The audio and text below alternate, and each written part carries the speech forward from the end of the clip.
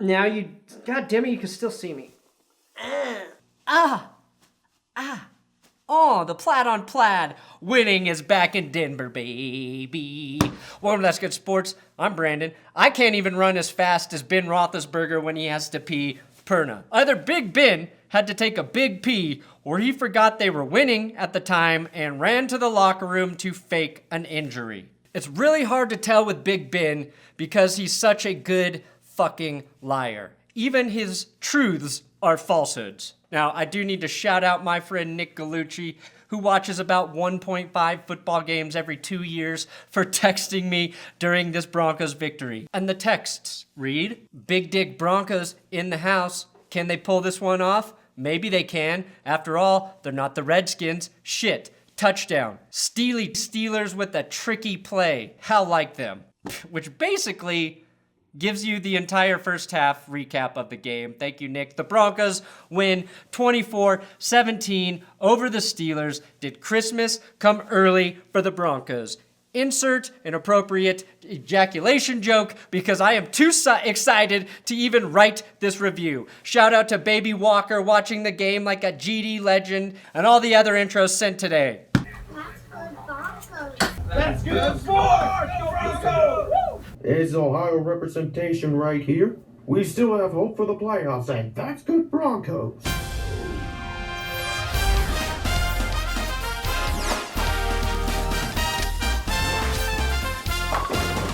Brandon McManus not only stole my name, he also stole my look, and now has his own super fashionable clothing line.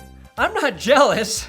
I just think I should have my own line as well. I mean, our jackets are similar. Our name is the same. Our beards are the same. The only thing I'd change is instead of selling underwear with horses in the quarterback sack region, is that my underwear would have a picture of John Elway's face, symbolic of the horse, while also letting the world know I'm a winner. And the Broncos are winners too, baby! Yeah. Now, I was impressed with the way the Broncos played in this game. A little crazy that the two best plays came on field goal attempts and neither resulted in field goals. Expecting a field goal, but getting something far more entertaining is like walking into the theater expecting to see the Nutcracker and instead getting Creed 2 with an intermission live performance from Creed 1, the band. And just like Creed 2, one day I will fight the guy who killed my dad's best friend. Now, I was not impressed with the way the Steelers' offensive line manhandled the pass rush in the first half of this game. I knew the Steelers had the advantage there, but to completely eliminate two of the best pass rushers in the NFL was beyond my expectations. Roethlisberger had more time to throw the ball than Le'Veon Bell had to think about playing this season. Luckily for the Broncos, JuJu Smith-Schuster is still young. The second-year receiver hasn't even figured out how to catch passes with his face yet. Only the pros can do that, JuJu. What happened there, JuJu? Forget you have hands? Well, there's actually a medication for that, but I would check the side effects, JuJu, because I don't think it's actually worth it. I once thought that I didn't have hands for 2 weeks. It turned out that I just forgot I was wearing oven mitts. Now, the Broncos may have the best field goal blocker in NFL history in Justin Simmons. This has to be his third or fourth block of his career. This is a legal block. He doesn't use the center for leverage. He leaps through the gap like it's Michael Strahan's face and makes Boswell's kick go missing. Probably why he has the nickname Boswell, New Mexico. The Broncos were screwed by the refs twice in the first half as well. And instead of a Garrett Bowles holding penalty, he's been better lately. In the red zone, Connor McGovern was falsely flagged for an illegal block in the back. If that's a penalty in the NFL, then why not make boxing out in the NBA illegal? The only butts that should be used for weapons belong to Nicki Minaj, Cardi B, and Jake when he returns to the Broncos roster in 2019. Then, for the second week in a row, a Broncos receiving target gets called for phantom offensive pass interference. How does a guy hit by two Steelers trying to make a play for the ball thrown to him get flagged for nothing? That's as egregious as penalizing Le'Veon Bell for holding in this game. But let's not focus on the negative. Let's focus on Will Parks blasting the ball out of Xavier Grimble's stone hands. Stone man, don't let them touch you. Will Parks really saves Darian Stewart's arse here. Darian Stewart lets the tight end run by him before he spins around, realizing the horrible mistake he's made. But again, Will Parks saves his ass. That's a big dick play by Will Parks, and you got wrecked. The first Broncos touchdown was set up by 1/2 of life insurance, and it's Phillip, I am life, myself, Lindsay, bursting through the line for a 60-yard gain to get the Broncos into Steelers territory. From here, though, it was the Matt Lacosse show. Back-to-back plays for the Lacoste, who is not the heir to the clothing line, Lacoste, finds a way to get wide open and walk into the end zone to take a 10-3 lead. Now, the Broncos successfully ran a fake punt last week. We know.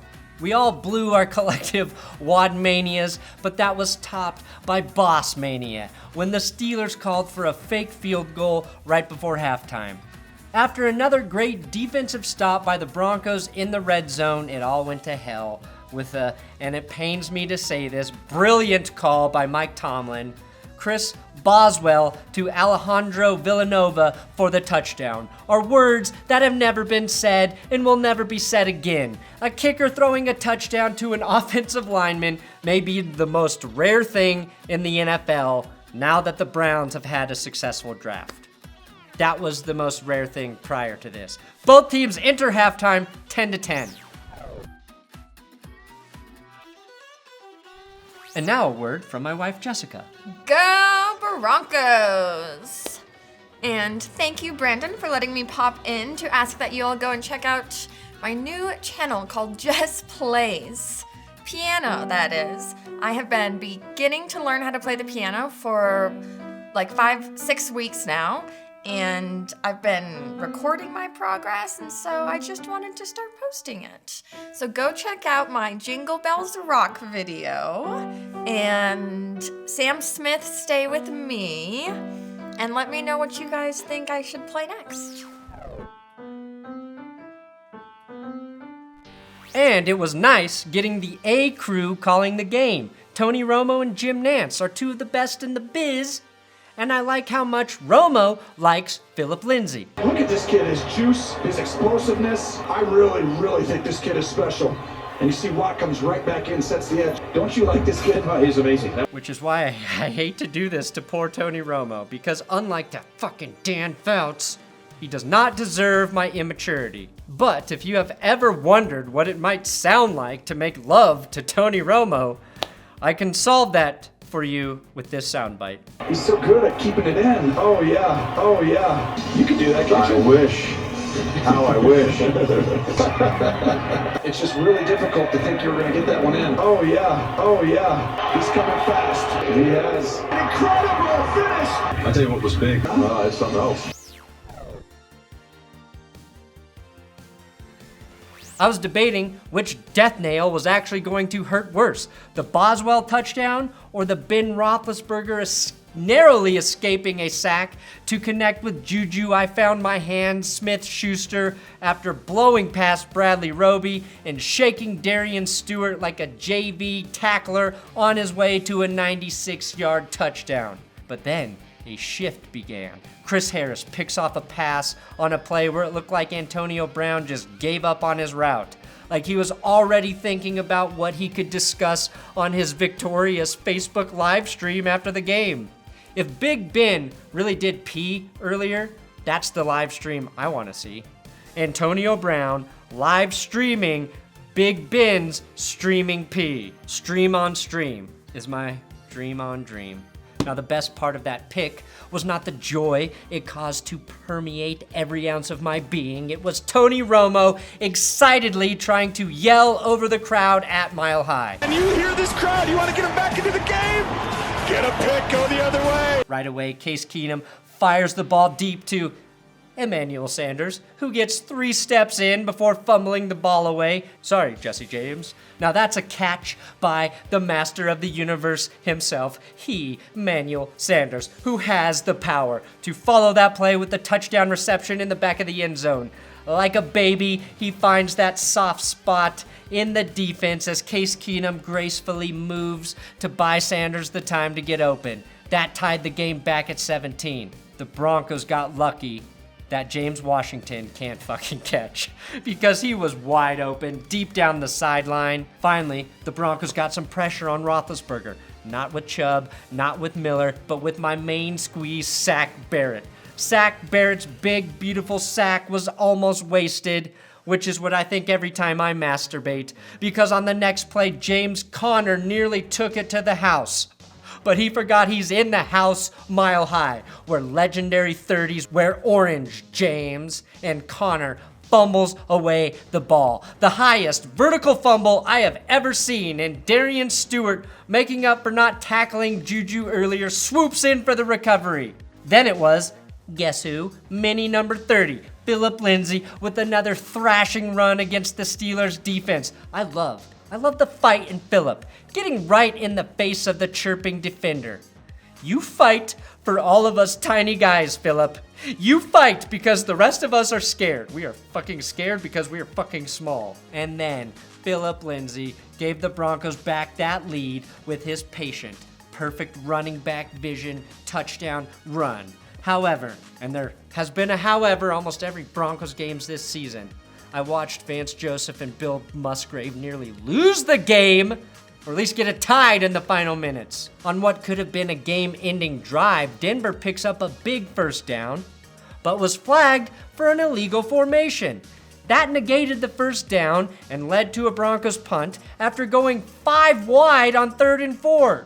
Coaching and coaching ended that drive. Good coaches, 1, make sure players know how to line up, and 2, call a timeout when they see that their offense is in an illegal formation, and 3, leave a back in on 3rd down to at least make the Steelers respect the run. Lindsay, averaging 7.9 yards per play, and you don't even have him in the game on 3rd and 4? That's just not smart football. I was getting scared, like I do every goddamn game with 5 minutes left on the clock. The Steelers fought their way to the goal line.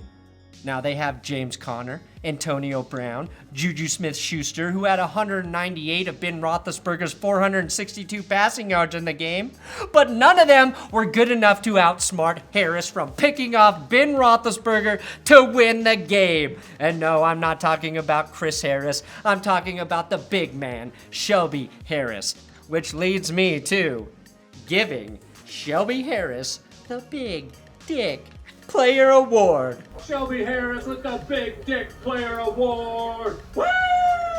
You know I love me some Shelby Harris. I'm probably his biggest supporter in fake media. Now, am I surprised this game ended on a Shelby Harris interception in the end zone? No, I am not surprised. I've been saying it all season. Shelby Harris is the best corner on this team. I scouted him in college at DeVry University, saw his versatility, and gave him a score of 86. That's out of 12,000, which is terrible, but that was a score for a 3-technique defensive tackle. As a cornerback, he received my highest score to date, 11,236. So don't be surprised if we see Shelby Harris eased into the secondary as soon as next week, covering the second fastest receiver in the NFL in John Ross in man-to-man coverage all game. That's the new defensive plan moving forward, and if the coaches don't do it, they're stupid. Denver moves to 5-6, which, yes, keeps their playoff hopes alive. They have a small chance. This is their second win in a row, where the opposing quarterback throws for more than 400. But credit to the defense for playing great in the red zone and causing 4 turnovers on the day. That was the difference. And I'm going to watch this game on repeat for a while because this could also be the best game of the year for the Broncos. Beep piano, beep piano. Thanks for watching another episode of That's Good Sports. Please subscribe here on YouTube. I'm on Twitter at Brandon Perna, Instagram at Brandon Perna, and we do a podcast, Will Keys and I, every Thursday. Cover the Broncos and the NFL. It's on my second channel, That's Good Podcasts, or iTunes, Podbean. You know where podcasts are? That's Good Sports Podcast. That's what it's called.